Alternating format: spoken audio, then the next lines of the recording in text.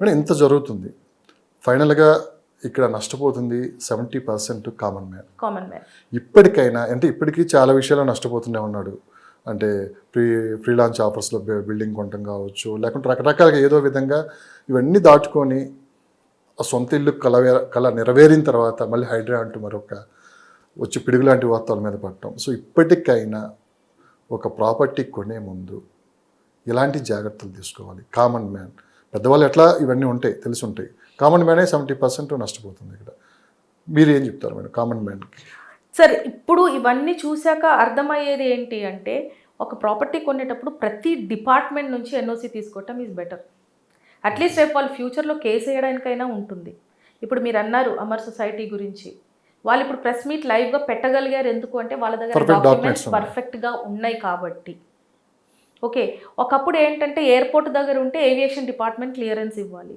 Okay, high rise అయితే environmental department ఇవ్వాలి, lake పక్కన అయితే ఇరిగేషన్ డిపార్ట్మెంట్ ఇవ్వాలి.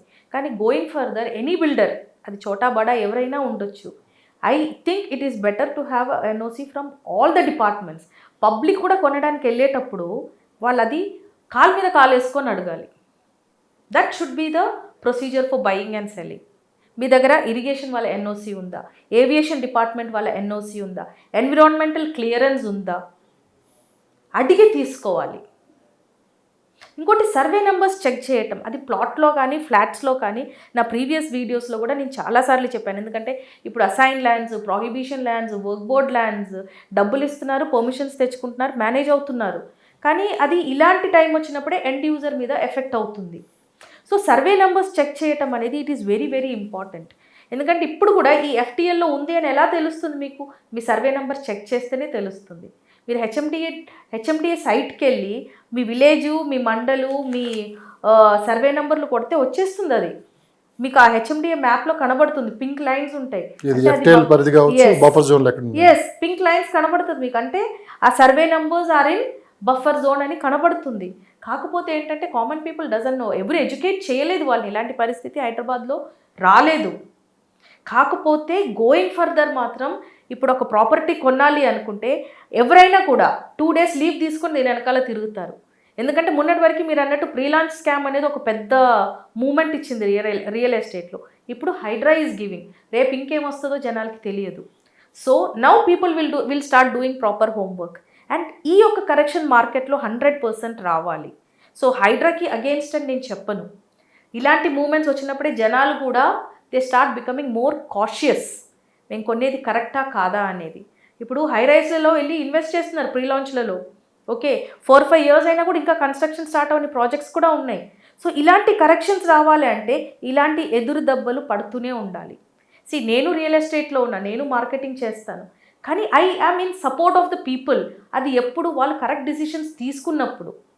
రేవంత్ రెడ్డి గారు ఒక పక్క హైడ్రా కమిషన్తో దూకుడు ప్రదర్శిస్తుంటే అంటే హైదరాబాద్ రియల్ ఎస్టేట్ రంగం మీద కొంత ప్రభావం చూపిస్తుంది ఇప్పటికి. ఎందుకంటే గత 1 year నుంచి తీసుకున్నామంటే కొంత ప్రతికూల వాతావరణం ఇక్కడ కనపడుతుంది. ఇలాంటి టైంలో ఇన్వెస్ట్ చేయడానికి ముందుకు రావాలంటే కొంత భయపడుతున్నారు. సో రియల్ ఎస్టేట్ రంగం మీద ఎలాంటి ప్రభావం చూపిస్తుంది? అదేవిధంగా అసలు రియల్ ఎస్టేట్ వర్గాలు ఎలాంటి చర్చ నడుస్తుంది అంటే బిల్డర్స్లో కావచ్చు, మొత్తం అందరిలో? రియల్ ఎస్టేట్ ఇన్వెస్ట్మెంట్స్ ఎప్పటికీ ఆగవండి. ఎందుకంటే నా దగ్గర 1 కోటి రూపాయలు ఉంటే నేను ఎక్కడో ఒక చోట అయితే ఇన్వెస్ట్ చేయాలి. అది కాకపోతే కరెక్ట్గా ప్లాన్ చేసుకొని ఒక కరెక్ట్ ప్రాపర్టీలో ఇన్వెస్ట్ చేసినప్పుడు మీకు ఇలాంటి అప్స్ అండ్ డౌన్స్ వచ్చే ఛాన్సెస్ లేవు. ఎందుకంటే హైదరాబాద్లో క్లియర్ టైటిల్ ప్రాపర్టీస్ చాలా ఉన్నాయి. 80-90% ప్రాపర్టీస్ ఆర్ ఆల్ క్లియర్. మీరు అలాంటి ఒక ప్రాపర్టీ చూస్ చేసుకొని అలాంటి ఒక ప్రాపర్టీలో ఇన్వెస్ట్ చేయడానికి ఇంత భయపడాల్సిన అవసరం లేదు. కరెక్టే, హైడ్రా వచ్చినాక ఇంకా మళ్ళీ మార్కెట్ ఇంకా కొంచెం స్లో అయితే అయ్యింది. కానీ ఇన్వెస్ట్ చేసే వాళ్ళైతే ఇన్వెస్ట్ చేస్తున్నారు. ఎందుకంటే ప్రాజెక్ట్స్ మూమెంట్స్లో ఉన్నాయి. అంటే అప్కమింగ్ కొత్త ప్రాజెక్ట్స్ హైదరాబాద్లో ఇప్పుడు పెద్ద పెద్ద ప్రాజెక్ట్స్ ఏది అయితే లాస్ట్ 5-6 months నుంచి లాంచ్ అయితే అవ్వలేదు. కానీ ఉన్న ప్రాజెక్ట్స్ అయితే స్లో అయినా కూడా మూమెంట్ అయితే ఉంది.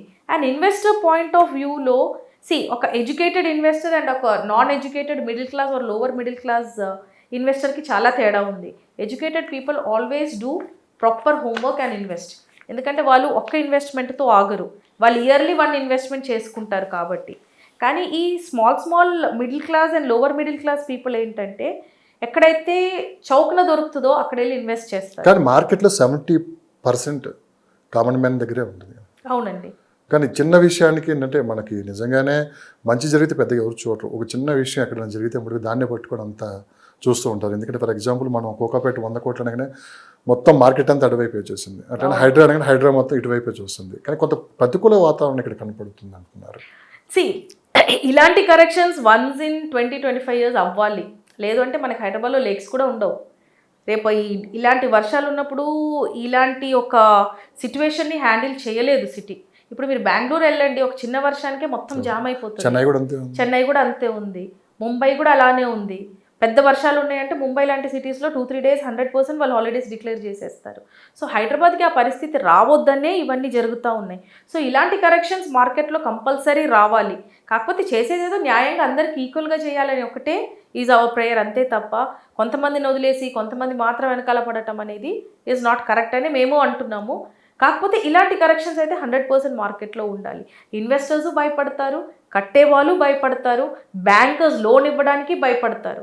సో ఒక correction at every point of time and at every లెవెల్లో కరెక్షన్ అవుతుంది. Next going further government officials డబ్బులు తీసుకొని సంతకం పెట్టడానికి కూడా భయపడతారు. సో ఈ కరెక్షన్ అనేది ఎవ్రీ లెవెల్లో అవుతే it is good. Unless and until it is only affecting the common man అన్నప్పుడు, అంటే వాళ్ళు end users, then it is very bad effect అండి మార్కెట్ మీద. ప్లస్ ప్రజల మనసులో కూడా ఇది ఒక చాలా నెగిటివిటీకి వెళ్ళిపోతుంది. సామెత ఉంది మేడం, తీగలాగితే దొంగంతా కదిలినట్లు. సరే, ఇప్పుడైతే వీళ్ళు కొన్నారు, కామన్ మ్యాన్ నష్టపోతున్నారు. అసలు ఈ పర్మిషన్లు ఇచ్చిన వాళ్ళు, దానిపైన పొలిటికల్ లీడర్స్, ఆ రోజు ప్రతి ఒక్కరి మీద ఎఫెక్ట్ ఉంటుంది. కానీ వీళ్ళందరి మీద చర్యలు ఉంటాయని చెప్పి కామన్ మ్యాన్ ప్రశ్నిస్తున్నారు. అది వాళ్ళని అందరినీ ముందుకు తీసుకొని వస్తారని అంటున్నారు. కానీ ఎందుకు delay? Why is it getting delayed?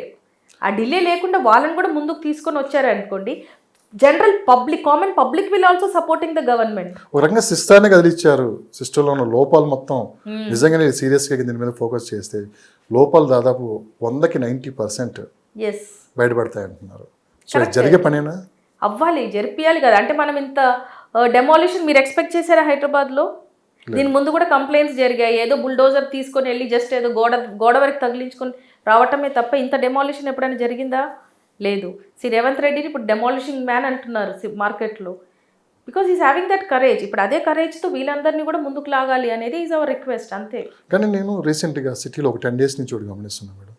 అంతకుముందు పోలీస్ వెహికల్స్ వస్తుంటే ప్రజలు కొద్దిగా ఎలక్ట్రిక్ ఉండేవాళ్ళు. కానీ ఇప్పుడు హైదరాబాద్ వెహికల్స్, డిజాస్టర్ వెహికల్స్ ఎక్కడ కనిపిస్తే అక్కడ ఏం జరగబోతుందని చెప్పి భయపడిపోతుంది. కరెక్ట్. అది ఆ వెహికల్ కనపడితేనే ఏదో ఒక విఐపి కాన్వాయ్ ఏదో అక్కడికి వచ్చినట్లు అంతా చూస్తూ ఉన్నారు. ఏంటి మేడం అంతా అసలు ఎంత ఎఫెక్ట్ చూపించడానికి కారణం? అంటే భయం పుట్టించారండి వాళ్ళు మార్కెట్లో.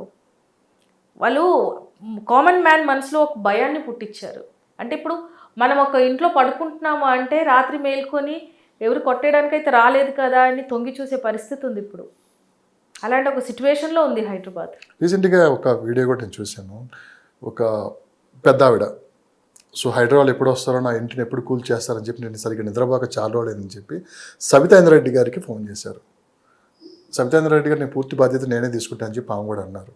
కానీ ఇక్కడ తిరిగి చూసుకుంటే సబితా ఇంద్రారెడ్డి గారి బిల్డింగే బఫర్ జోన్లో ఉంది. అవును, చాలా మంది ఉన్నాయండి, పొలిటీషియన్స్, సినిమా వాళ్ళవి, పెద్ద పెద్ద బిజినెస్ పీపుల్వి, అందరివి ఫామ్ హౌస్లు, మ్యాక్సిమం ఫామ్ హౌసెస్ అన్నీ FTLలోనే ఉన్నాయి. ఇప్పుడు ఇది డెమాలిషన్ స్టార్ట్ అయ్యిందంటే I think next 2 years demolish చేసేంత ప్రాపర్టీస్ అయితే మన హిట్ లిస్ట్లో ఉంది. సో ఇది ఎంతవరకు వెళ్తుందో అనేది నోబడీ నోస్, అంతే.